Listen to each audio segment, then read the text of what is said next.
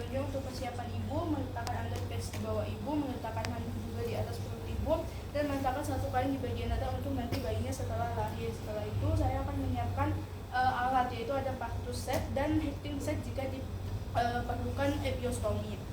Selanjutnya yang pertama saya akan melakukan pemeriksaan untuk VT obstetrik terlebih dahulu. Sini melakukan pemeriksaan VT obstetrik. Permisi ya ibu, saya akan memasukkan 2 jari saya, mungkin akan terasa tidak nyaman. Di sini dilihat dari pembukaannya, penipisan dinding rahim dan presentasi janin, apakah janin udah di titik terhendak jalan lahir. Habis itu penurunan posisi janin dan penyusupan, serta denominator untuk petanda kepala bayi, apakah bayinya tengkurap atau menghadap ke atas.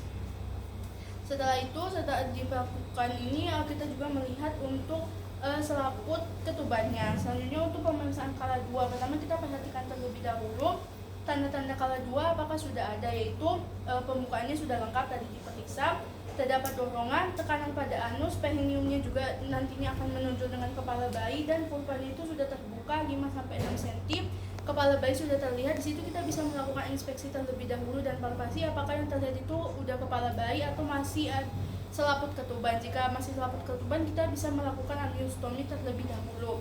Pertama dengan 2 jari seperti ini, lalu digunakan dengan setengah kocak, lalu di bagian tengah sini agar dinding vaginanya tidak robek juga. Setelah itu hanya dicongkel saja dan air ketubannya sudah pecah. Jika sudah pecah, kita langsung bisa melakukan pimpinan persalinan normal.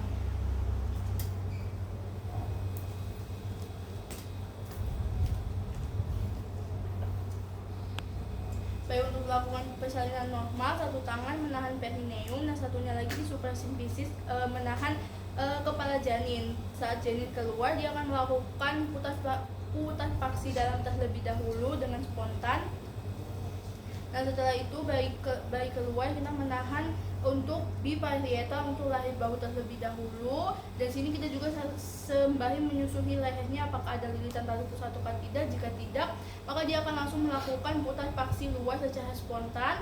Ini untuk lahir bahu atas, bahu bawah terlebih dahulu di ini bahu atas ditarik ke bawah, dan lalu ke atas untuk lahir bahu belakang terlebih dahulu. Lalu tangan kita memegang bangku bayi yang kiri, menyusuri bayi sampai kita memfiksasi kaki bayi tersebut. Selanjutnya bisa langsung ditaruh di atas perut ibu. Lalu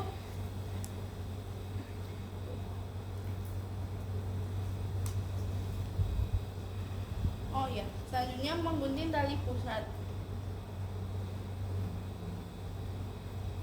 Untuk tali pusat, di sini kita letakkan umbilical cord itu yang dekat dengan bayi 2-3 cm, itu kita klem dari umbilical cordnya.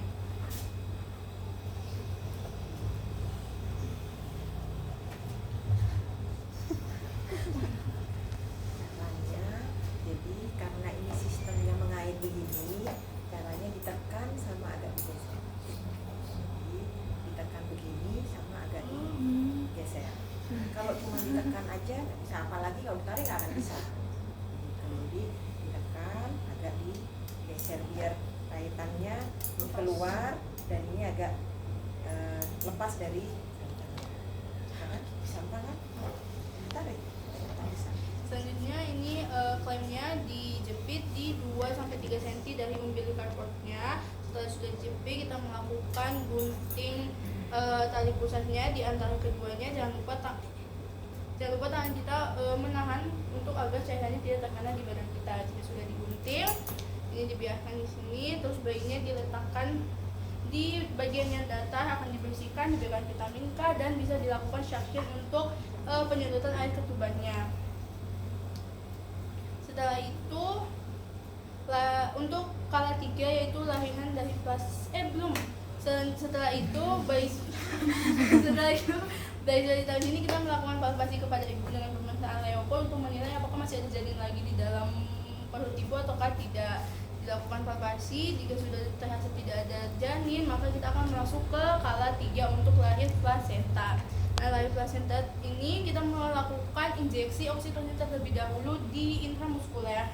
setelah sudah dilakukan injeksi oksitosin, kita bisa memindahkan klem di dekat tali pusat yang lebih dekat terlebih dahulu dengan program seperti ini, dan kita akan melakukan peregangan tali pusat terkendali.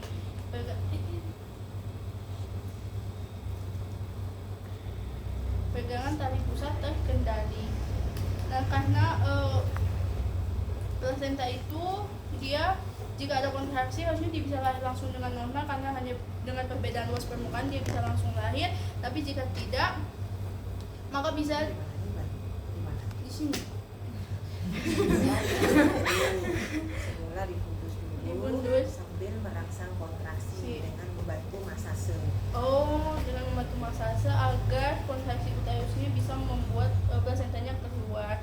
Jika sudah terlihat plasentanya di depan vulva, itu bisa dilakukan penahanan di subversipisis agar uterusnya tidak ikut lahir. Nah, introduksi dulu ya. Nanti setelah merangsang kontraksi, biasanya sini makin, meskipun tadi sudah dipindah ke dekatnya vagina, biasanya itu makin panjang lagi nih, karena sudah mulai terlepas. Boleh pindah lagi atau digulung kayak tadi. Nah, berarti ini kan sudah terlepas nih. Nah, sebelum keluar ke introitus vagina, ini yang semula difundus dipindah ke suprasimphysis. Baru kalau sudah di introitus vagina, tangannya dua-dua pindah ke bawah.